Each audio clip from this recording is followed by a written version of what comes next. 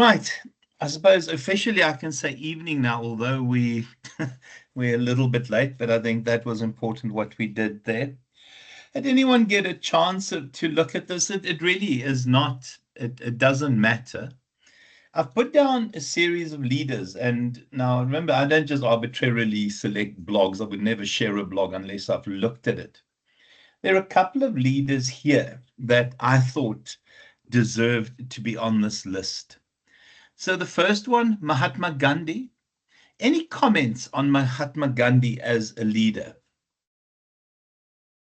Any comments on Mahatma Gandhi as a leader? A very unique style. Anyone?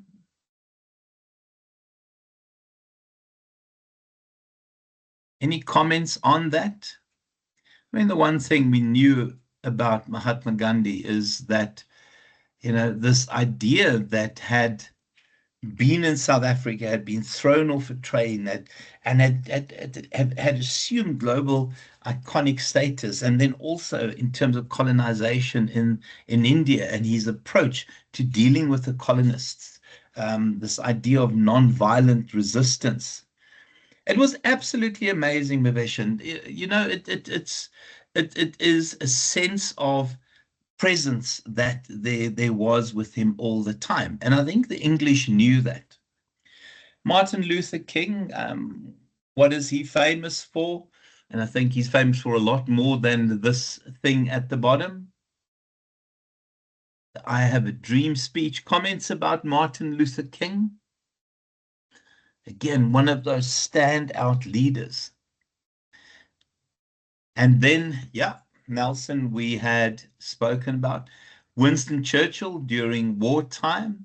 Walt Disney in terms of the amazing imprint that he's left on the world. Love Colin Powell also, Abraham Lincoln, and you can see here, massive fan. Now she is now Saint Teresa. Oh, she is Saint Teresa. She was sainted soon after her death. And then Bill Gates. And then I don't know if I agree with Oprah Winfrey, but again, Oprah Winfrey in some people's eyes will be a leader. Yeah, Mary Kay in terms of cosmetics, etc. And the reason I shared that is that it allows us to challenge the kinds of, where are we? The kinds of weaknesses that we find in terms of traditional leadership studies. Now, you'll remember when we spoke last week about critical leadership, it is that idea that we question everything, that we do not accept anything at face value. And when we look at that list of leaders that I showed, they are non-traditional leaders. They are not traditional leaders in the sense of the rah-rah leaders that we see nowadays. And when we look at the idea that we need to question things, and I want to start here. So the first one is this idea that leadership is a syndrome of individuality. Now, there are leaders that believe that. We can see Trump in terms of now claiming he's going to run for a third term, despite the fact that I think Section 22 of their constitution doesn't allow that. I mean, this guy thinks he's going to change the constitution. He'll be 100 when he leaves there. I mean, I don't think he'll get re-elected, but we can now cheat elections as well. So in terms of the kind of things we are concerned about, the romanticism idea, where we tend to think leaders are in a privileged position and others essentially are there to be led by this individual. When we look at those individuals, I think the one thing they teach us is that there has been this collectivity of action, this appreciation of followers. I think for too long we've spent time looking at and researching leaders, and this need for us now to move away from this kind of heroic leadership. I think I shared with you the pictures of Putin on a horse without a shirt. Have I shared those with you? Have I shared those guys? Someone help me. This is now the way Putin likes to be portrayed.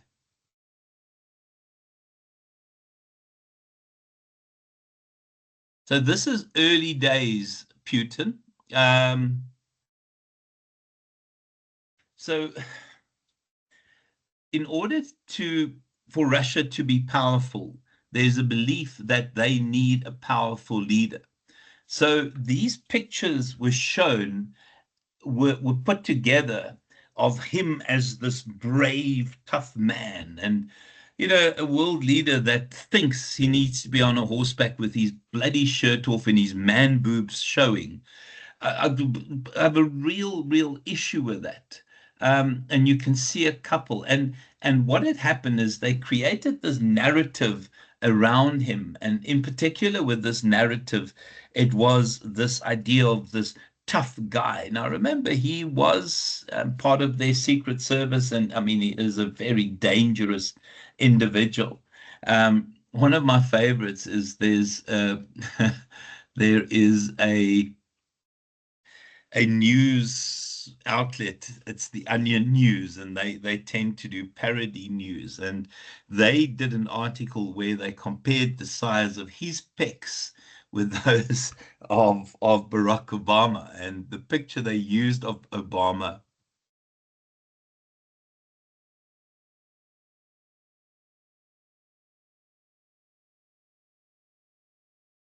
I don't know if it'll be this.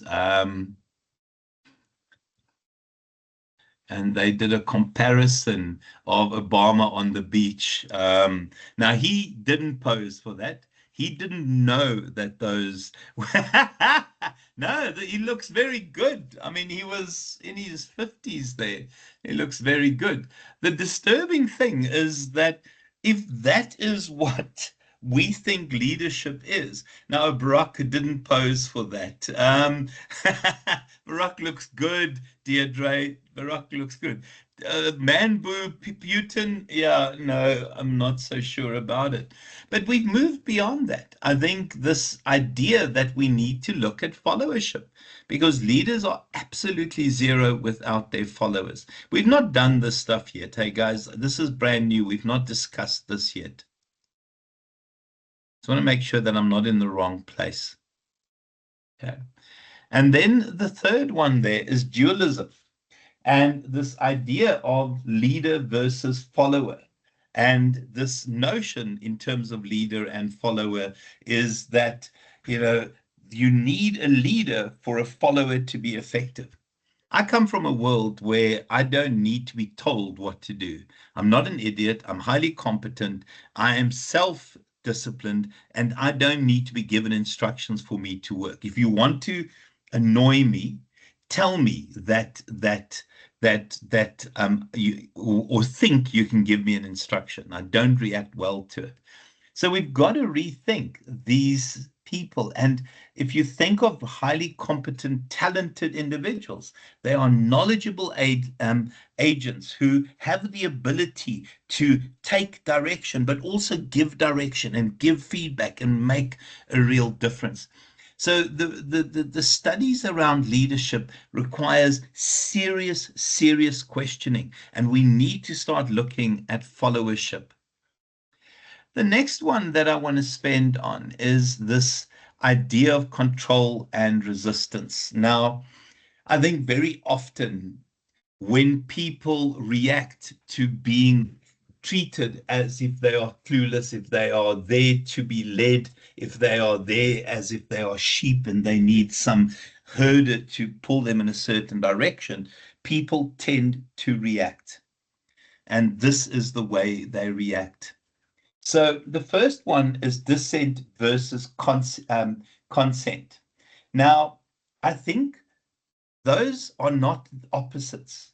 In terms of critical leadership, they are somehow, I want to say, two sides of the same coin, but not opposites. And I think what we see is that we now have these, when people get fed up with you, They're not going to burn the building. They're not going to go on strike. They're not going to clearly sabotage a production line, etc. We end up with this situation. People will withdraw psychologically and physically.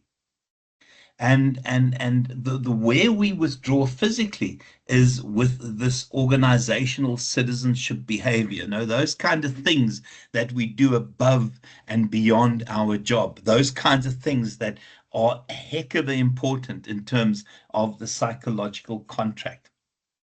Who has observed that where people get fed up and instead of going on strike, they withdraw far more diplomatically, if that's the term?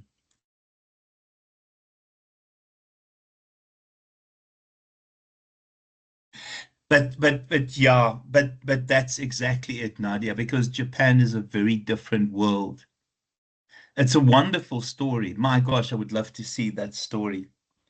So, guys, other ways of and I love this, partial consent is where you deliberately slow processes down, or my favorite, where you manage impression. So you create the impression that you are working and you support ideas and you are there to make a difference, but you just do enough to stay out of trouble. So what we have to question is that managers can clearly see dissent because it's in a form of strike action or people throwing their toys, or that people can see consent because we can fake consent. Any comments about that distinction? Maveshan, a lot of people do that. Don't think it was just you, but please don't think it's just you. Who has worked for I'm not allowed to say crappy place because I'm not allowed to say crappy in the class, but who's worked for a less than desirable place and did this? Either withdrew or just managed the impression that they were still wanting to make a difference. I think you guys are very lucky. Who has observed those kinds of things? Very difficult to spot because we tend to think in traditionalist terms that we can clearly see dissent because people down tools or they work to rule. And if you've done any form of labor relations, you'll know what work to rule is. Or where they essentially consent, but done in a way that you can clearly see that there is dissatisfaction.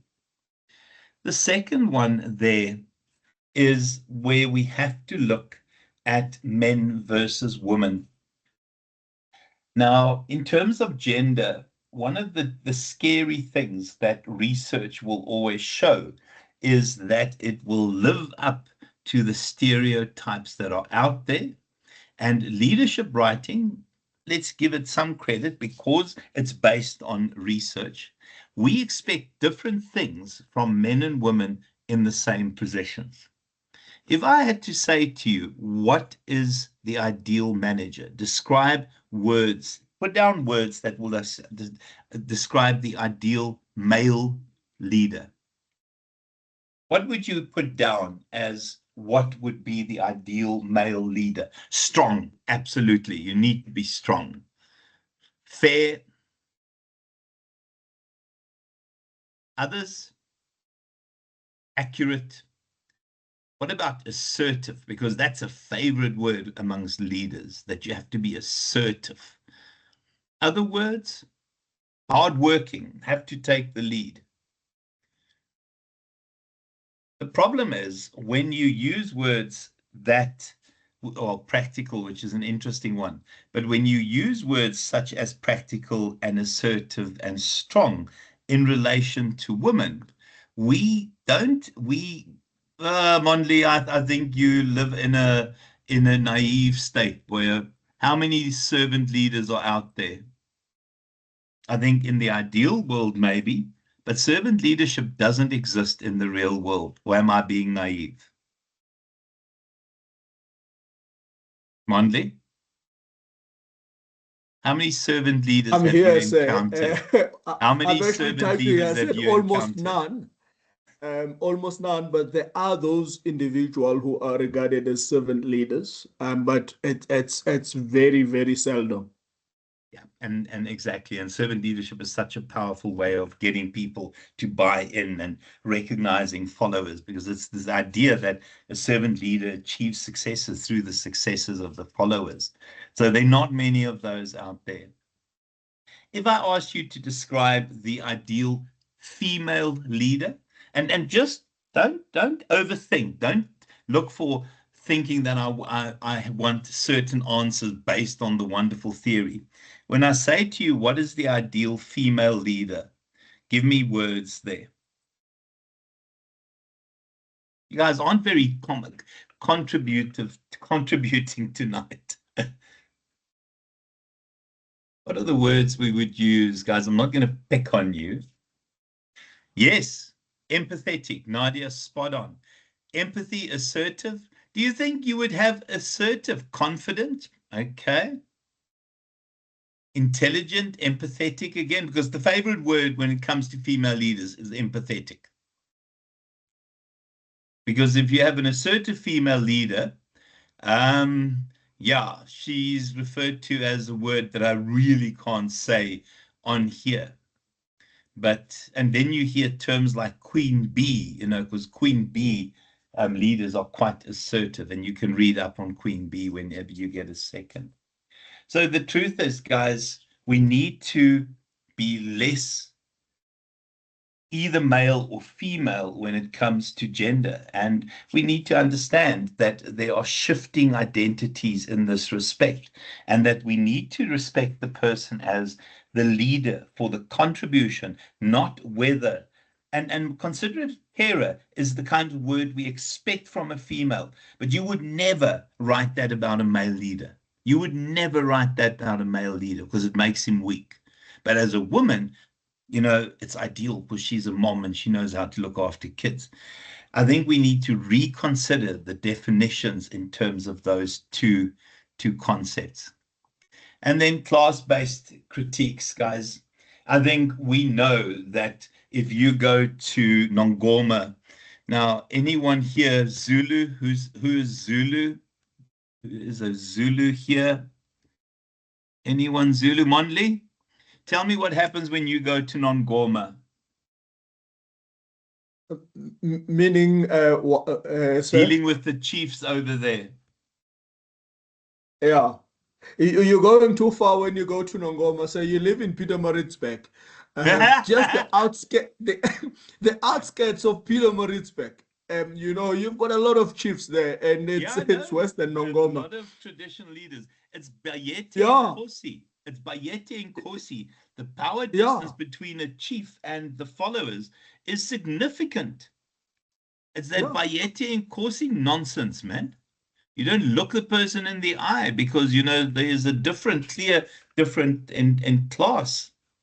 Please tell me, Kesh, I'm picking on you because you look Indian. Um, Kesh, tell me about the caste system in India. I'm being recorded, Kesh. I'm going to get fired. Tell me about the caste system in India.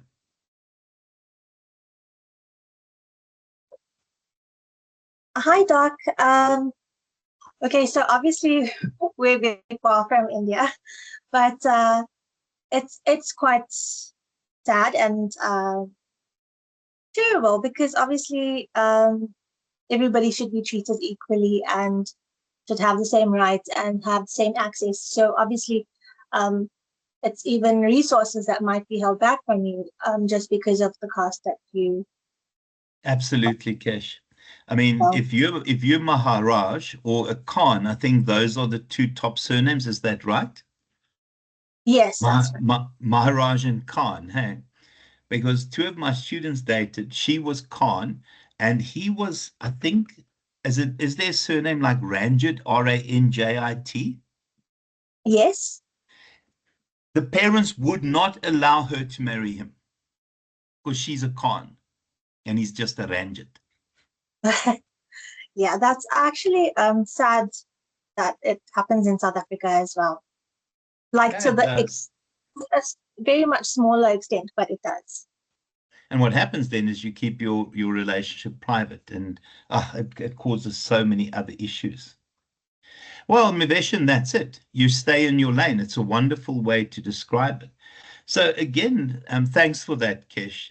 I think the reality is that when you have that kind of class difference, the Bayete and Kosi, I mean, if you're in the presence of a chief, you don't even lift your eyes.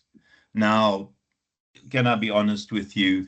I mean, that's definitely not me, but I think when you don't stay in your lane, you are in serious trouble. And we see that how that kind of leadership, the caste-based Bayete and Kosi leadership is brought into organizations as well. And it is disturbing. It is disturbing that we still see these differences.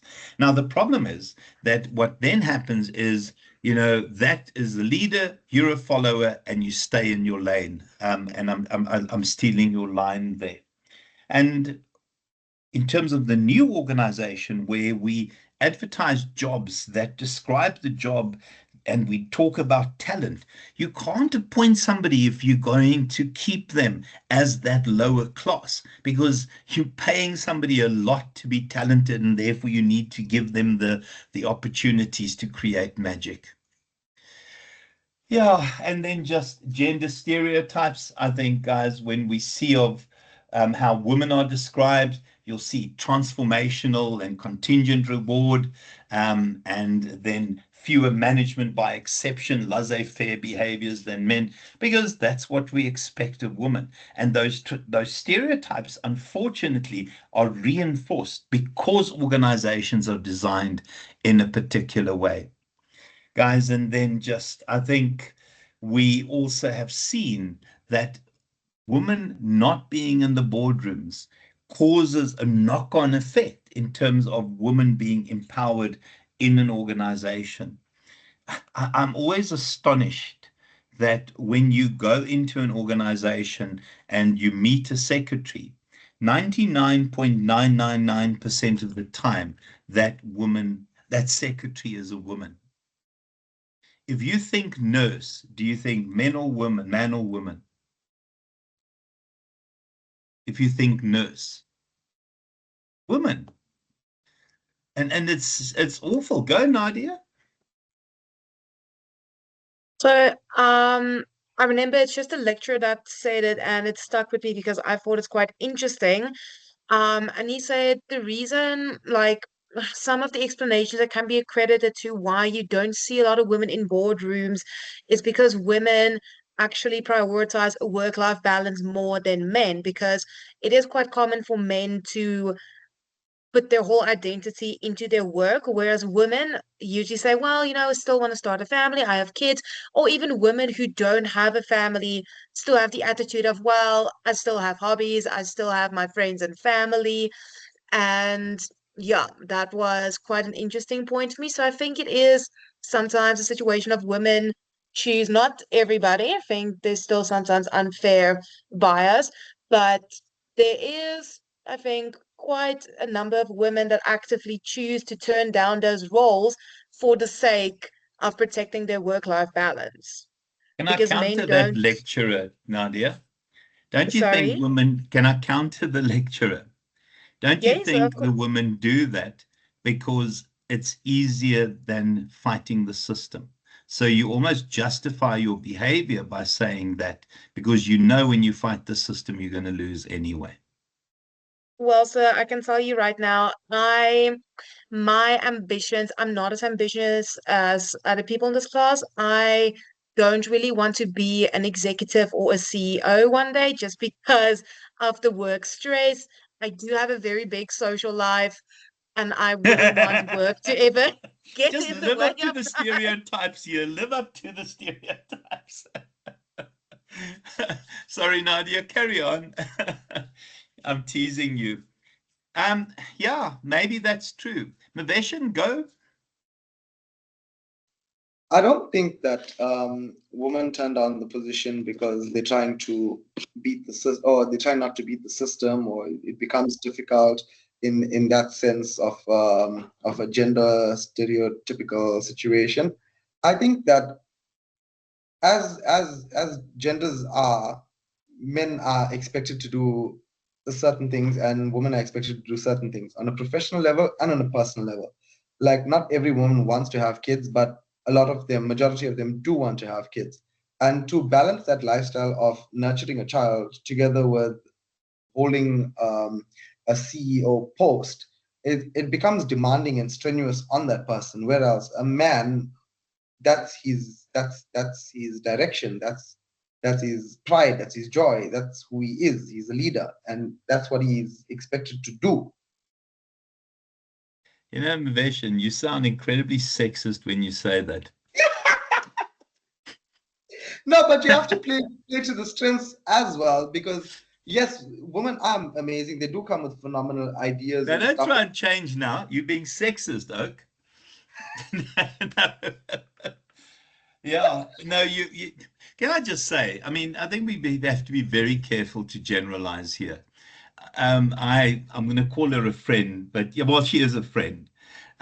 She was a senior manager, fell pregnant, then she had injections to stop the milk from developing, went back to work 7 days later, and forced her husband to take care of the kid and become a house husband. I think we have to be very careful to generalize. We have to be very, very careful to generalize. I think there are some people that have really serious ambitions, and those ambitions are curtailed by the system. To also just say, Nadia, I have no ambition to be an executive or to be a senior manager. My career path is not about climbing stupid ladders. Mine is about contributing. So I don't want titles. I'm happy to be called a laborer as long as I can lecture and do what I do. For me, it's not about being that kind of executive. That to me is silly. Go, Nadia. No, I just remember in my class last year, everyone spoke about how they're going to do their MBA, they're going to start their own venture. And I thought to myself, I'm really okay. I am perfectly happy with working for someone else. It's, yeah. But the Specsavers I worked at, it's actually my mom's Specsavers, and my mom owns the Specsavers. And when I look at the stress that she Oh, shame, experiences, I yeah. think to myself, you know what? I don't want that stress. I'm sorry. Well, it's a lifestyle choice. It's wonderful. It's wonderful, man. It is wonderful. I love that. And I love the honesty, to be honest with you. Anyone here, and I'm going to say female, and I'm going to be sexist now, who has ambitions to be an executive manager, rather than an executive assistant? Any of the guys want to be an executive manager, CEO type title?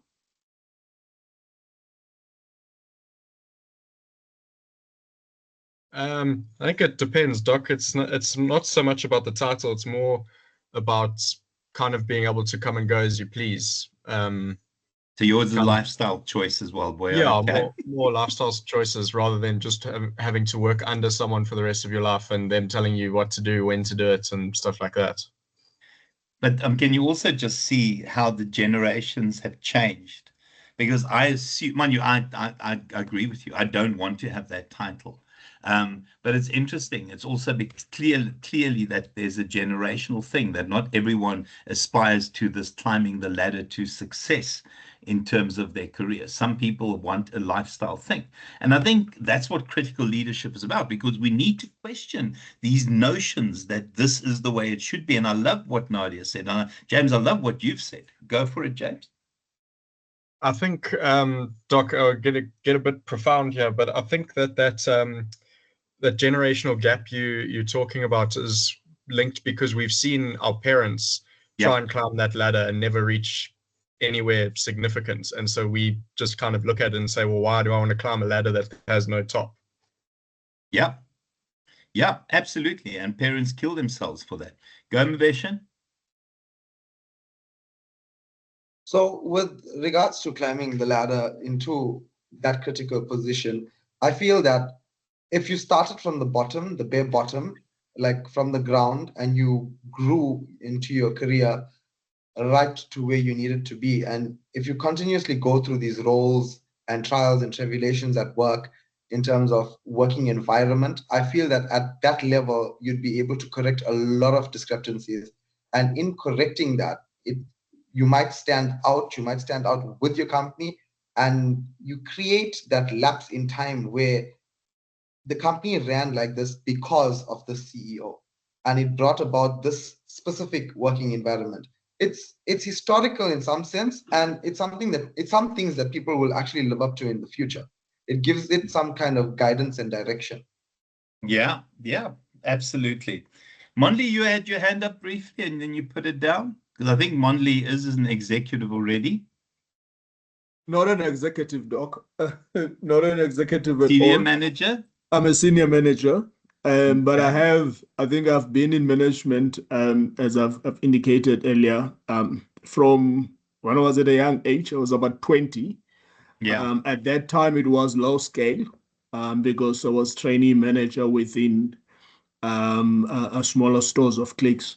yeah, But yeah. I am running, you could probably say, quite a big business now. But um, I am a very ambitious type of an individual. Even Okay. though if it's not title, I'm a person that, even if I don't have a title, I find myself ending up leading, um, um, within, whether it's a group or whether it's the projects that we do. But I've noticed, like for instance, the younger generations, including my wife, by the way, who's not the younger generations. She works for a Coca-Cola company, and she always says, "I don't want more managerial positions, because you just have no life, when you are on those roles." That's wonderful. That's wonderful. Can I just say, I don't want titles, but it doesn't mean I'm not ambitious. My ambition is about learning. My ambition is about contributing. I don't care about titles. So be careful thinking ambition is climbing a ladder. Ambition is growth for me. It's not care about a title. I couldn't get two hoots about the titles, but I'm talking about work titles. So it's for me, ambition is also it must be redefined. So, guys, I think when we look at gender-based critiques, and just to finish this off, I think when we look at women in an organization, the success for a woman comes at a different cost, comes from a different set of inputs, comes from a different set of challenges, because organizations tended to be patriarchal and women face significant challenges that we need to account for. And yes, it's about taking time out for children, but it also is about opportunities for growth in the organization, the idea that there are physical differences, and then also, guys, there's clear evidence of prejudice and sexism. Motivation is one of them in in organizations, guys, and then also just in terms of ethnicity based. I think if you are in particular in a traditional organization dominated by white guys, being a different race is very tough because people like to interact with, they like to promote, they like to look after those individuals that look, sound, watch rugby with them, etc. So again, that labyrinth thing is how difficult it is to progress. I'm rushing a little bit, guys. And I think when we look at the differences here, the idea of visibility, networks, development, line manager support is very different to for disadvantaged individuals. And I know that has changed in South Africa. And then the biggest challenge that we should actually have here, guys, is that our theories are based on Western American tradition. We have so few African theories, and when Ubuntu arrived, people went ape over the idea of Ubuntu and got so excited over Ubuntu because finally we have our own theory. But there has to be more than Ubuntu in terms of the traditions and the theories that we borrow from Africa. Everyone was shouting Ubuntu and there became a consultant's dream. But let's be honest, what else what other African theories have we seen other than Ubuntu? Nadia, I'll give you a chance in a second. I'm being very serious, guys. What other theories have come from this continent of ours other than Ubuntu? And the question is, who says these are what we should follow? We need to question every single one of those Western theories, those Western American theories. And the truth is, people went crazy over Ubuntu because there was finally a theory from Africa. And then we've just messed up Ubuntu because it doesn't mean anything anymore. Nadia, go for it. What I wanted to say earlier is like my friend pointed out because she's doing a postgrad in teaching, and she said a lot of the studies that are done on social issues or like there's a word for it, social psychology. I think it's when you Social psychological issues, yeah. yes, so a lot of studies that are done, she says, can't be Psychosocial issues, sorry, yes. psychosocial So issues. she says a lot of studies that are performed on that and studies that try to figure out the root causes for why certain communities have certain issues is not very applicable on South Africa or really any other country in Africa for that matter. And that's why we still struggle with a lot of issues that more developed countries have already rooted out because the studies they have cannot be applied to our country because the cultures here are very, very different.